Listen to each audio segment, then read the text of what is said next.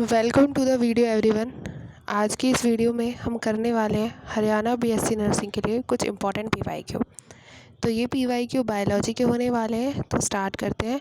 First question है, crossing over take place in which phase of prophase.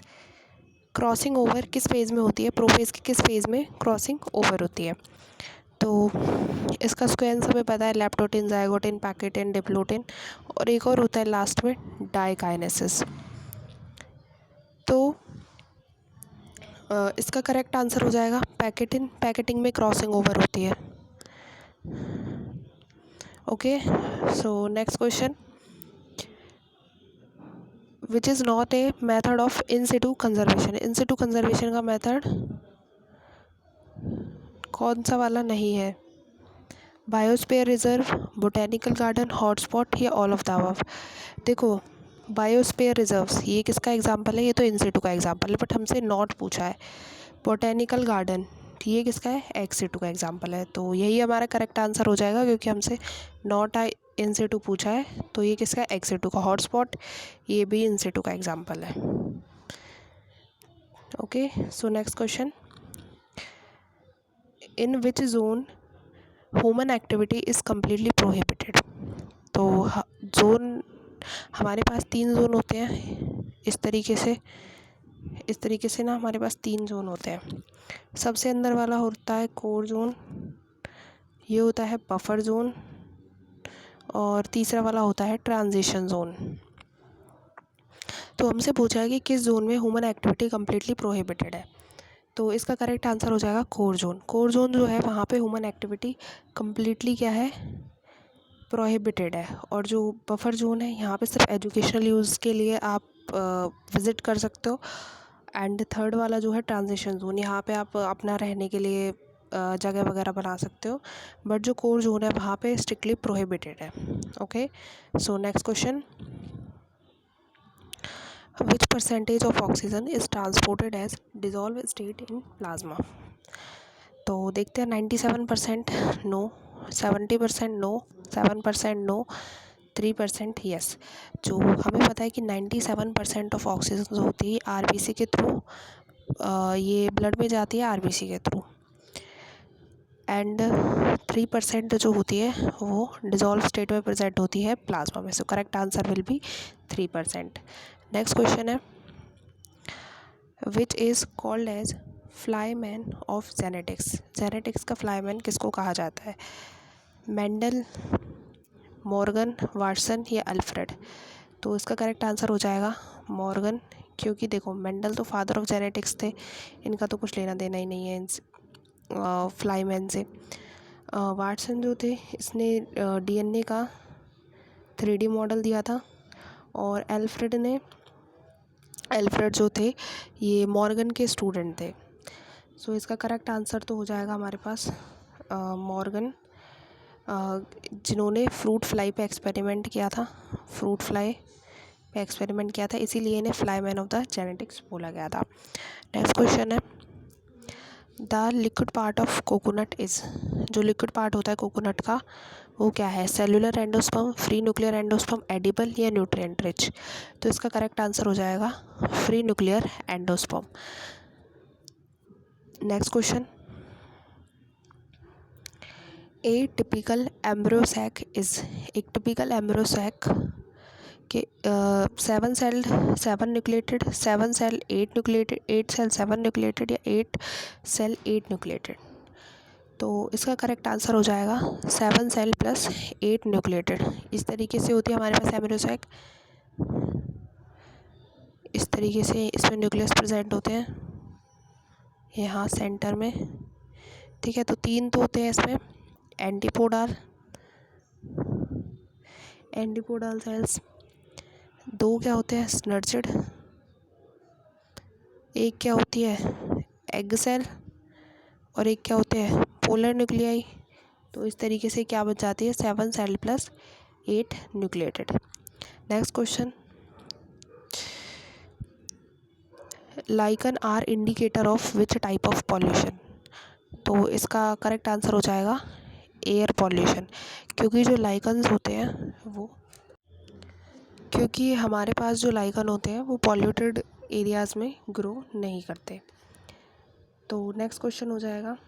Next question है which sterilization process is not for males. Males के लिए कौन सा स्टीरिलाइजेशन process नहीं है?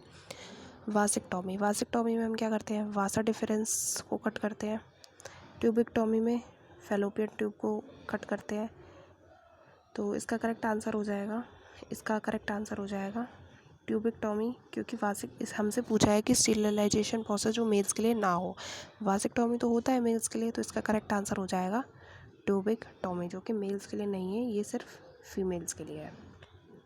नेक्स्ट क्वेश्चन है term genetic was coined by. Term genetic किसने कॉइन की थी? तो इसका करेक्ट आंसर हो जाएगा बेटसन, क्योंकि मेंडल जो थे वो फादर ऑफ जेनेटिक्स थे। डार्विन ये नेचुरल सिलेक्शन से रिलेटेड है, और मॉर्गन ये अभी हम पढ़ गया है fly man of genetics, linkage के बारे में इन्होंने बताया था। तो correct answer will be Bateson. Next question है penicillin is obtained from. Penicillin किससे ऑब्टेन्ड होती है? Bacteria, moulds, protozoa, yeast. तो जो है मोल्ड से, पेनिसिलिन जो है ये मोल्ड से ऑब्टेन्ड होती है, जो कि एक फंजाई का ही एक ग्रुप है। नेक्स्ट क्वेश्चन है which hormone is antagonistic to GBR। Antagonistic का मतलब क्या होता है? जो एक दूसरे के अपोजिट इफेक्ट शो करते हो। सो इसका करेक्ट आंसर हो जाएगा ABA,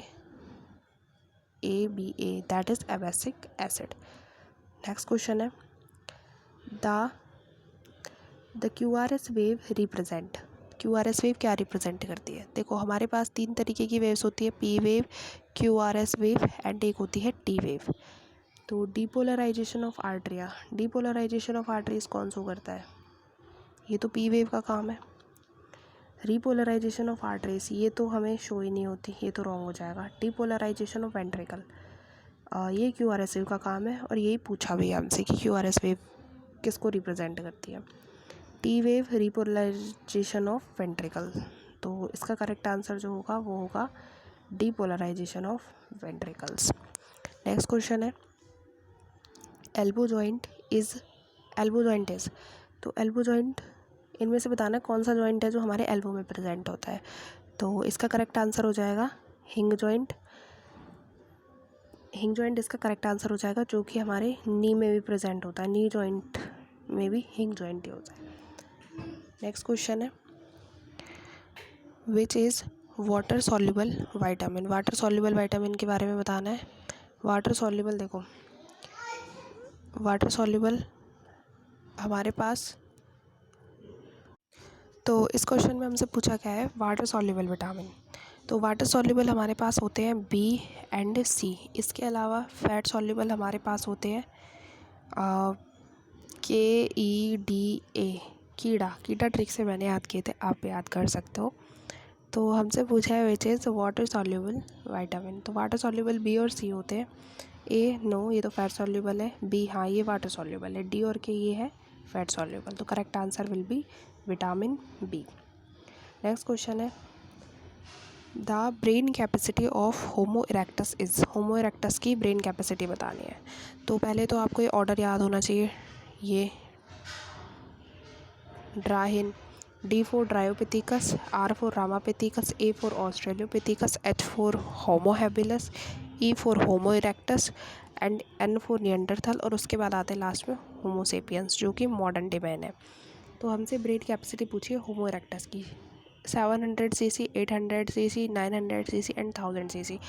तो इसका करेक्ट आंसर जो हो जाएगा वो हो जाएगा 900 cc, 900 cranial capacity. Next question है the cells are held together by calcium pectate layer called. तो इसका तो जो सेल्स होती हैं वो कैल्शियम पैक्टेड से किस में हेल्ड होती है? बताइए। Primary cell wall, secondary cell wall, middle lamella, tertiary cell wall. तो इसका जो करेक्ट आंसर हो जाएगा वो हो जाएगा मिडल लैमेले। ठीक है, जैसे कि हमारी जो सेल वॉल इस तरीके से प्रेजेंट होती है, हमारी जो सेल वॉल होती है वो इस तरीके से प्रेजेंट होती है, इस तरीके से एक बेंजीन लेयर स्ट्रक्चर में सपोज करिए ऐसे बनी होती है। तो यहाँ पे जो बीच में इन्हें जोड़ के रखता है इसे हम क्या बोलते हैं? मिडल लैमेले। किसका बना होता है, कैल्शियम पैक्टेट। और ये जो कैल्शियम पैक्टेट जो है ये किसके लिए इम्पॉर्टेंट है, ये आपका राइपनिंग ऑफ फ्रूट्स के लिए भी इम्पॉर्टेंट है, ripening of fruits. Next question, which is not a primary lymphoid organ. तो देखो हमारे पास दो ही प्राइमरी लिम्फेड ऑर्गन होते हैं, एक तो है बोन मैरो और दूसरा है स्प्लीन। इनके अलावा जितने भी होते हैं वो सारे सेकेंडरी होते हैं। तो हमसे पूछा है which is not a primary, तो बोन मैरो ये तो प्राइमरी है, स्प्लीन नहीं, ये प्राइमरी नहीं है, थाइमस ये भी प्राइमरी है। तो हमसे पूछा है नॉट अ प्राइमरी, तो इसका करेक्ट आंसर हो जाएगा ऑप्शन बी, जो कि एक प्राइमरी लिम्फेड नहीं है, जो कि एक सेकेंडरी लिम्फेड ऑर्गन है। Next question, in mammal the mitochondrial ribosome is, mammals में बताना है। तो मैमल्स में जो माइटोकॉन्ड्रियल डीएनए जो होता है वो होता है 70S का, ठीक है, जिसकी सब यूनिट्स कितनी होती हैं 50S और 30S। और ये साथ ही साथ प्रोकैरियोट्स में भी प्रेजेंट होता है। उसके बाद है 80S का अगर हम देखें तो ये आपका यूकैरियोट्स में प्रेजेंट होता है, इसकी सब यूनिट्स है 60S और 40S।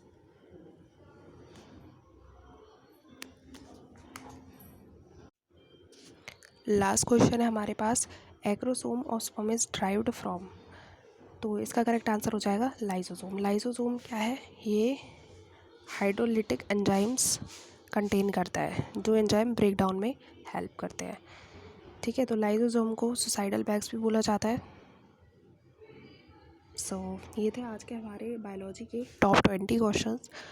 सो मिलते हैं नेक्स्ट वीडियो में। Thank you everyone.